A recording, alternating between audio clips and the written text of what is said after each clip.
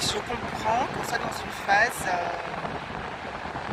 une bataille, une lutte très féroce entre l'ombre et la lumière, entre les forces obscures et les forces qui essayent d'élever la conscience de l'humanité, comme les gens comme moi ou d'autres personnes qui mettent un travail, qui mettent dans le collectif des intentions de pureté, de vérité.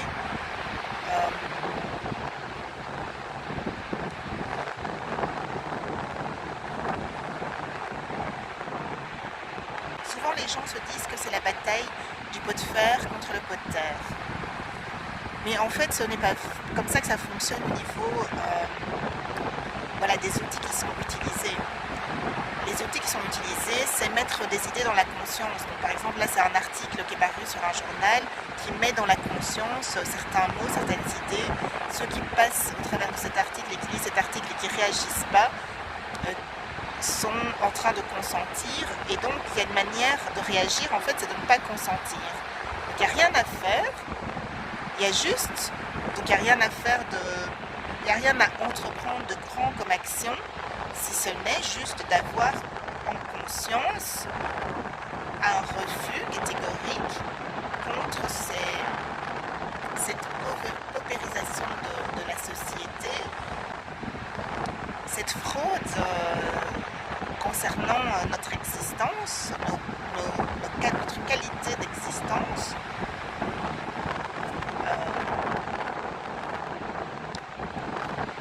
Il y avait aussi, en fait, les Belges ne pourront plus voyager parce qu'on essaye de préparer pour l'instant des confinements énergétiques et donc les Belges ne pourront plus voyager. Donc tous ceux qui, pendant les années Covid, ont accepté l'inacceptable parce qu'ils voulaient voyager, parce qu'ils avaient envie de leurs vacances, en fait, vous n'avez eu qu'un sursis de quelques années puisque dans 5 ans, qui ne dit mot consent, les Belges n'auront plus la possibilité de voyager.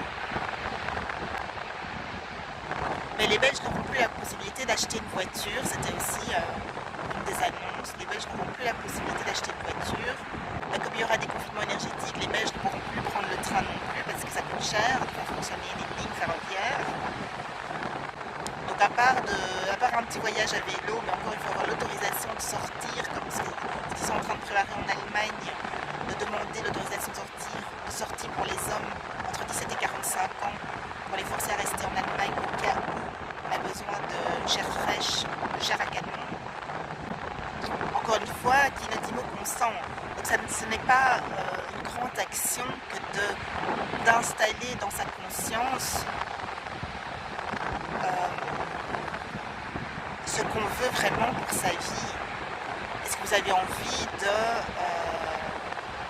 de travailler encore 5 ans pour qu'en fait dans 5 ans, alors qu'on vous aura fonctionné au maximum des taxes, en fait on vous dise tout est fini en fait, on n'a plus d'argent et qu'on se retrouve dans une situation pire qu'au tiers-monde. Parce que dans le tiers-monde, il y a encore la débrouille. Ici, il n'y a plus de débrouille puisque les gens ne savent plus se débrouiller. Dans le tiers-monde, pour élever sa petite poule, pour avoir des œufs, ici, si on élève sa poule, en fait, on risque de faire péter l'effet de serre. Dans le tiers-monde, il y a moyen de cultiver son champ. Ici, avec Natura 2000, ça va être compliqué. Dans le tiers-monde, il y a de l'entraide, il y a de la communauté. Ici, les gens sont devenus très individualistes.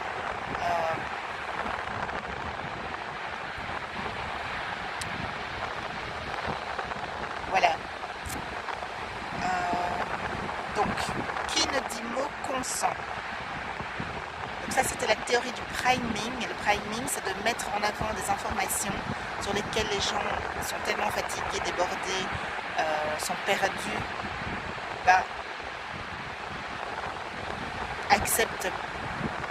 Accepte ces informations, accepte l'inacceptable. Et pour ces égrégores,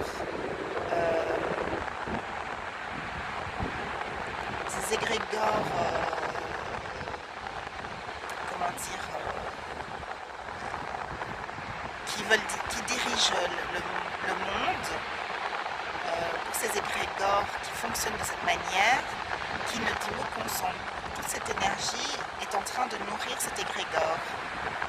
Et c'est possible d'inverser la tendance en simplement ayant dans la conscience une volonté de ne pas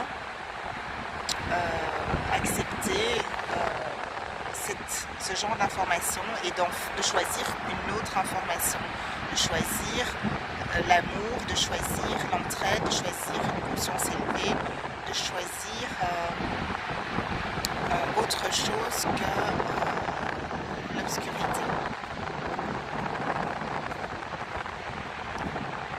Alors, c'est un moment important, c'est une vidéo un peu grave, mais je pense que c'est nécessaire quand même que cette information soit partagée et surtout que le principe dans lequel on est en train de vivre soit expliqué. D'accord ? Il ne faut pas toujours faire de grandes choses. Il ne faut pas avoir une vie de héros dans le sens d'avoir sa chaîne YouTube, d'être militant. Non. Il suffit d'avoir une conscience qui fonctionne avec l'énergie de vie et non pas une conscience qui fonctionne avec l'énergie de mort. Mettre sa conscience au service de la vie, sa conscience au service de la lumière, sa conscience au service du bien commun, du bien de l'humanité, de notre propre bien. C'est ça en fait le petit geste qui est facile à faire et de manière quotidienne. À bientôt!